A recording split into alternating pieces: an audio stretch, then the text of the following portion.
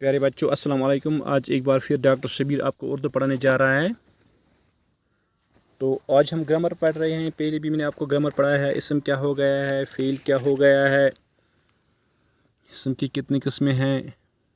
तो आज हम जो पढ़ने जा रहे हैं वो सिफ़त है। सिफ़त इट्स एडजेक्टिव। तो सिफ़त क्या है? वो अल्फाज जिनसे किसी इसम की हालत या कैफियत या कीमत का पता चलता है उसे हम सिफ़त कहते हैं।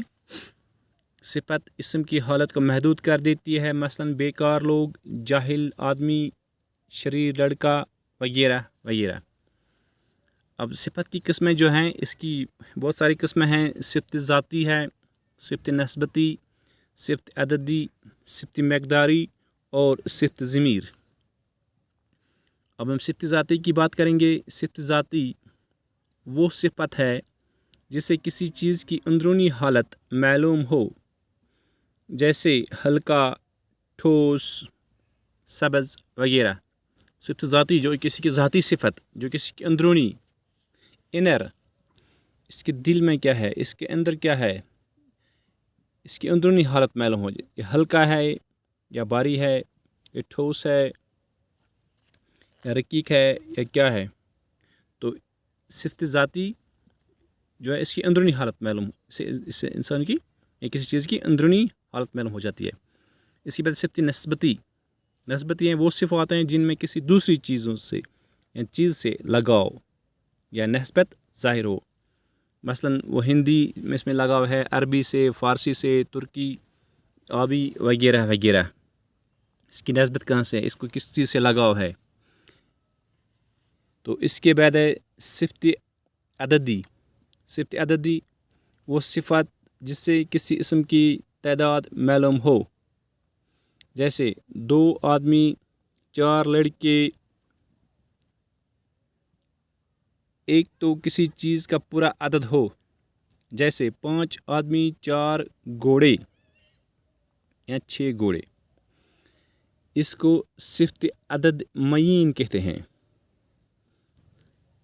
जिससे किसी इसम की तादाद मालूम हो, जैसे 2 आदमी, 4 लड़के।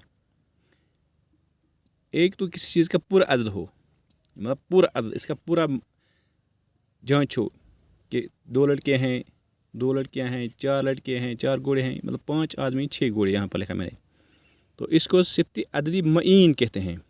बिल्कुल इसका तहिया किया गया है कितने हैं इसमें। जब अदद मालूम न हो, और जब अदद मालूम न हो कि इसकी कितने अदद हैं, इसमें कितने लड़के हैं और कितने और कुछ सामान हैं, तो इसको सिफ़त अददी गैर मईन कहते हैं। जैसे कई आदमी, चंद, बाज़, थोड़े, कम, बहुत वगैरह। तो इसमें अदद की पूरी गिनती नहीं होती है। इसके बाद सिफ़त मकदारी। सिफ़त मकदारी जिस सिफ़त से किसी चीज़ की मकदार का पता चले, जिस सिफ़त से किसी चीज़ का मकदार पता चले, यानी वज़न या नाप, यानी वज़न है या इसका नाप में अंदाज़ा हो। जैसे 4 सेर घी है, 4 सेर, 5 गज़ कपड़ा है, कितने आदमी हैं, इतना पानी मत पियो वगैरह वगैरह। तो इसको हम सिफ़त मकदारी कहते हैं। इस कितनी मकदार में, इसने कितनी मकदार में है, यानी वज़न और नाप में। इसके बाद है सिफ़त ज़मीर या सिफ़त इशारी। सिफ़त ज़मीर और सिफ़त इशारी वो ये कौन, जो, क्या वगैरह अल्फाज हैं। मसलन वो औरत आई थी, ये काम मुझसे नहीं हो सकता। कौन शख्स ऐसा कहता है। ये अल्फाज जो तन्हा होते हैं तो ज़मीर होते हैं, इनको हम ज़मीर बोलते हैं। और जब इसम के साथ हो तो सिफ़ात होते हैं, और ये इसम के साथ जब मिलते हैं तो ये सिफ़ात होते हैं। एक बार फिर बताऊंगा। सिफ़त ज़मीर सिफ़त इशारी, जैसे वो, ये, कौन, जो, क्या वगैरह अल्फाज हैं। मसलन वो औरत आई थी, वो औरत आई थी, इशारा आई, ये काम मुझसे नहीं हो सकता। ये कौन शख्स ऐसा कहता है।